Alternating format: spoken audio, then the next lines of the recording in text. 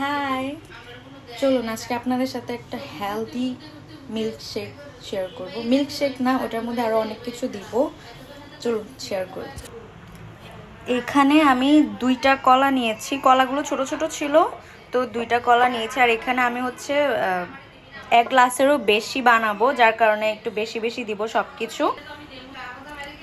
এগুলো হচ্ছে প্রোটিন লাড্ডু। এটার মধ্যে অনেকগুলো ইনগ্রেডিয়েন্টস দিয়ে আমি বানিয়েছিলাম এগুলো। এটা নিয়েও একটা ভিডিও আমি শেয়ার করব। তা আমি এগুলো 2টা দিব এখানে।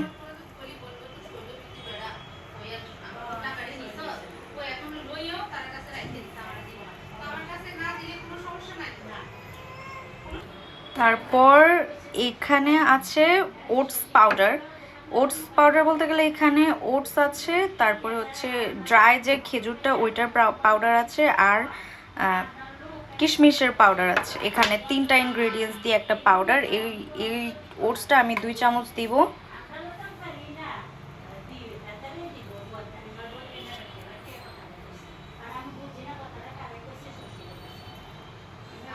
তারপর আমি এখানে এই প্রাণের দুধটা ইউজ করব। আমি মেইনলি কিন্তু এই দুধটা ইউজ করি না, আমাদের যেই অথেন্টিক গরুর দুধ আছে, গরুর দুধ আসে তখন আমরা ওইটা গরম করে ইউজ করি, বাট এখন নেই, যার কারণে হচ্ছে আমি এটা ইউজ করব।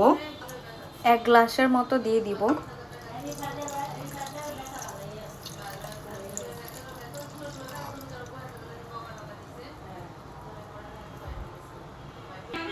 এখন এই সবগুলো একসাথে ব্লেন্ড করব। যদি মানে ছোট মানুষরা খায়, যেমন আমার ভাই খাবে, তো সে একটু চিনি বেশি পছন্দ করে। যদি ওর মনে হয় যে না চিনি লাগবে, তখন আমি হচ্ছে চিনি একটু অ্যাড করব।